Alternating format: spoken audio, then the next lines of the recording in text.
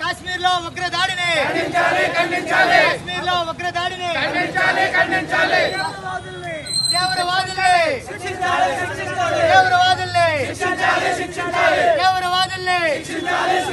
తీవ్రవాదుల్ని ఖండించాలి. ముస్లిం తీవ్రవాదులు చేస్తున్నారు. ఈ ముస్లిం తీవ్రవాదాన్ని తప్పనిసరిగా మనం ఖండించి తీరాలి. ఖండించాలని గట్టిగా చెప్పండి. ముస్లిం తీవ్రవాదాన్ని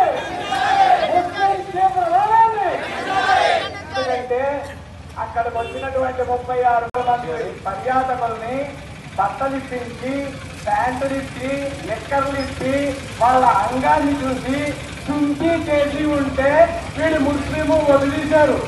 చుంకీ చేసి లేకపోతే వీడు హిందువు కాల్చి పారించారు. పాయింట్ బ్లాంక్ తల మీద కనిపెట్టి కాల్చారు.